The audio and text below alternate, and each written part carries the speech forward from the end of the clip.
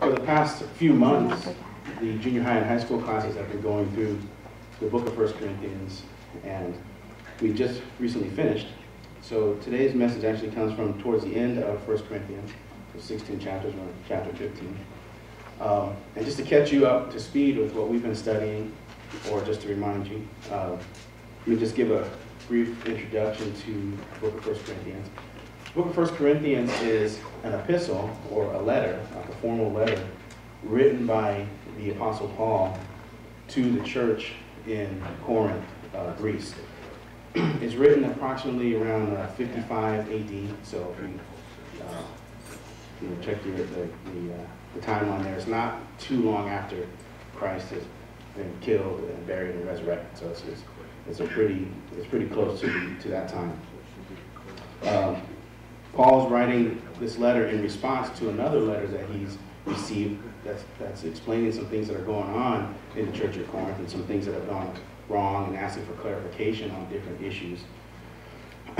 So he's responding to that. Now, he had founded the church in Corinth on his second missionary journey. So he is the one that actually brought them the gospel and explained it to them and started this church in Corinth. So now he is writing this letter from Ephesus and addressing some of these issues.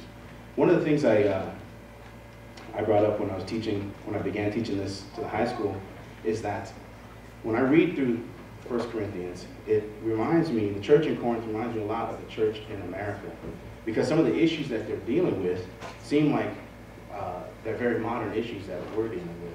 Some of the things that he is covering here, he talks about there's factions and divisions in the church, people following different leaders, different pastors or bishops, or different things that you might see today. We see him discussing things like sexual immorality in the church. There was a man in the church there that says he had his father's wife, and whether that's his mother or stepmother, I'm not exactly sure, but that was going on in the church, and the church wasn't doing anything about it, and in fact they were almost proud of it. It's very similar to, you see things going on today where they're proud of having people who are living sexually immoral lives in the church, and even and not correcting it, and even being proud that they're so tolerant in allowing sinful lifestyles in the church. He goes on and he talks about things like marriage and divorce and clarifies those things, and those are the big issues that we have in the church today as well. Some other things he deals with is chaotic worship. If anyone of you guys have ever turned on any of the TV things on Sunday morning or something like that, you see some pretty chaotic types of worship going on. People falling all over themselves in some instances, and we see that as well. He corrects those things and teaches about order in worship. He goes on and he talks about, well, one of the things that causes that is oftentimes the misuse of the spiritual gifts, and he corrects some of that and shows when they should be used, how they should be used, and for what purpose they should be used. So all these things he's been correcting and dealing with that's going on in the church in Corinth, and that brings us to chapter 15. In chapter 15, he is talking about another false teaching that's come up in the church here, and that's in regards to the resurrection. Okay, some teachers had come into the church here, and in his absence, and have begun to teach that there's no resurrection, that once you die, that is it. Okay, so we're gonna look at verses. We're gonna read verses 1 through 34 here. I'll go ahead and read them if you guys want to just follow along. And as I go through, I'm just going to try to explain some of the things that are going on here. And there's actually kind of two things that I want to look at here. The first and foremost is the one that he's actually talking about, dealing with how important the resurrection of Christ is to the Christian life and the Christian faith.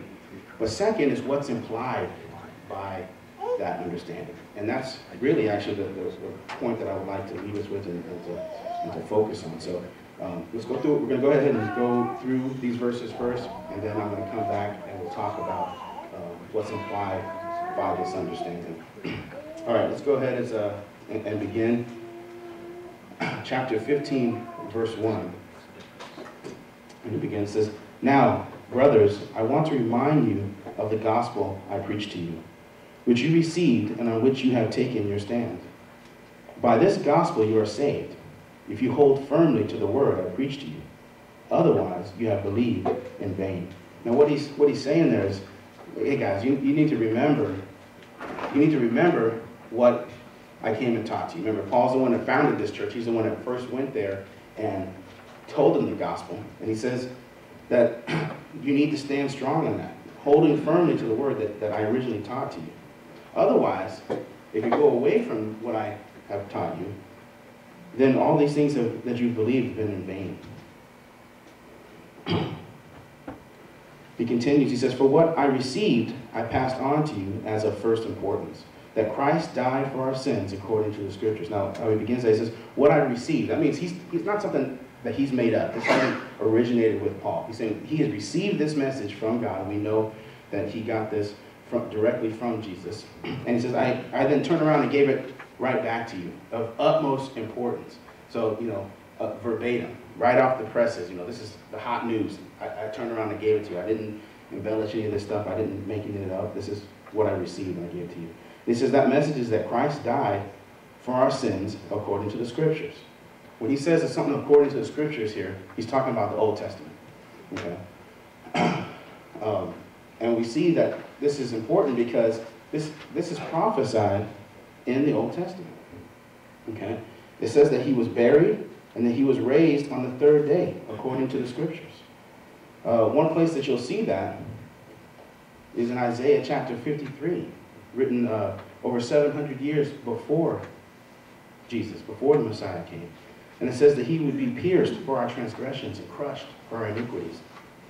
The punishment that brought us peace was upon him, but by his wounds we were healed. And later it says, after the suffering of his soul, he will see the light of life and be satisfied. So we see that he would be beaten, crushed, and killed for our sins, but later see life again, be raised again. So these are all things that Paul has said, that not only is this the message that he preached, but this was the message that has been preached from the beginning, from old times.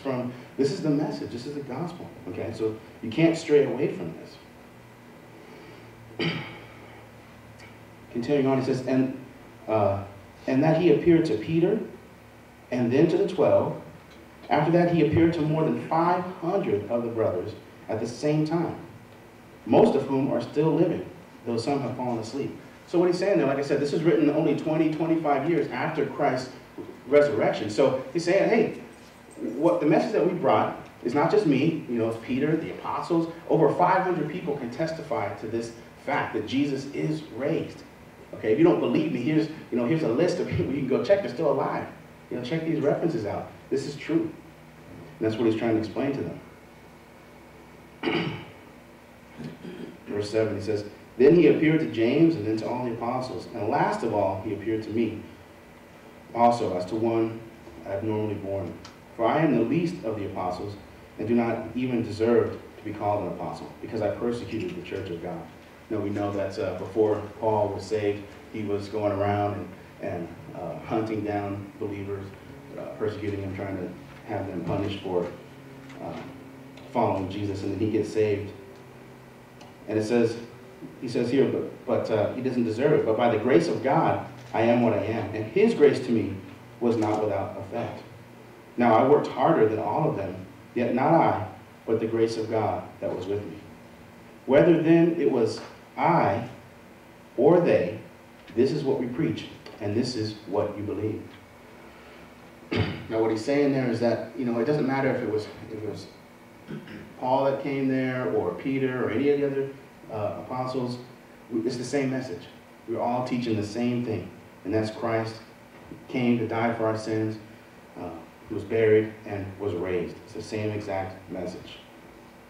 Now, the reason why he's really hitting that is that, like I said, there's false teachers coming into the church there, and we already see, and the whole reason this letter is written is that there's already people going astray from what they had taught. One thing I just want to point out on that is that sometimes some people might say that we can look at some of the early writings of some of the Christians and see how the church was supposed to operate during that time. We know that there was already false teaching, false letters that were written, people that were trying